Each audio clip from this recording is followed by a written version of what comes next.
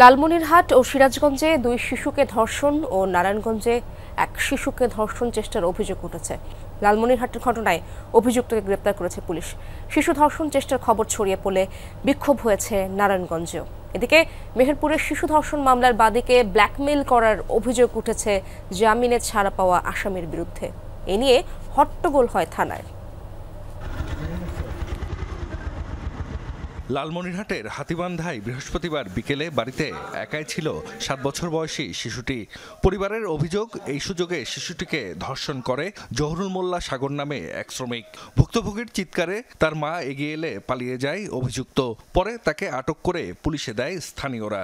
নির্যাতনের শিকার শিশুটিকে নেওয়া হয় সদর হাসপাতালে।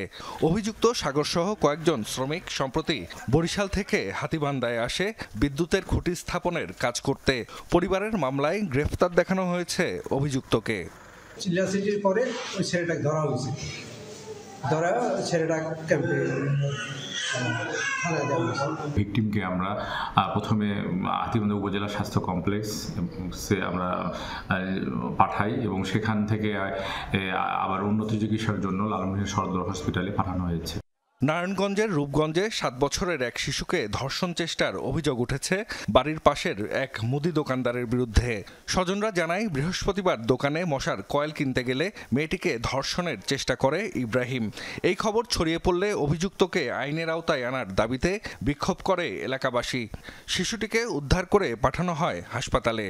বাহ্যিকভাবে শিশুটি এখন সুস্থ রয়েছে, বাট ডক্টর যেটি বলেছেন যে তারা টেস্ট করার পরে মূলত বুঝতে পারবেন আসলে কতটুকু ক্ষতি হয়েছে। আমরা আশা করছি আগামী 24 ঘন্টার মধ্যেই আমরা অপরাধীদেরকে ধরতে পারবো।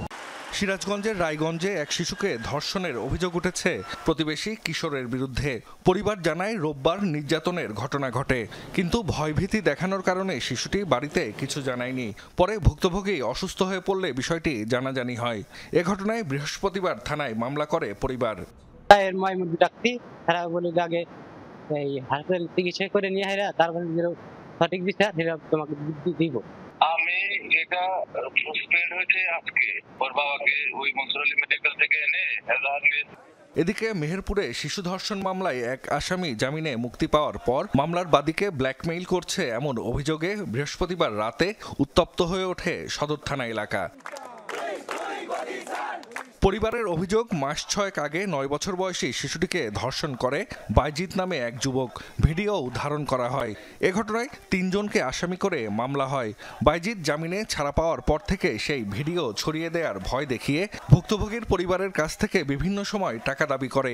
বিষয়টি নিয়ে বৃহস্পতিবার সন্ধ্যায় দুপক্ষ থানায় বসে।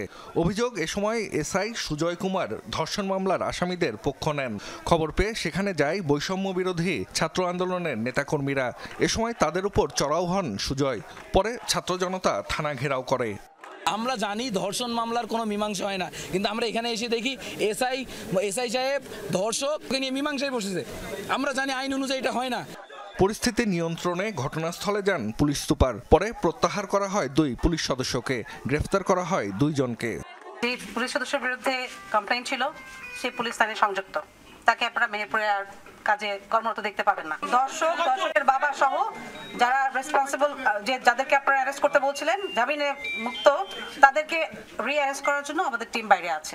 পুলিশ সুপারের আশ্বাসে গভীর রাতে থানা থেকে সরে যায় ছাত্র জনতা। জাহিদ হাসান, যমুনা নিউজ।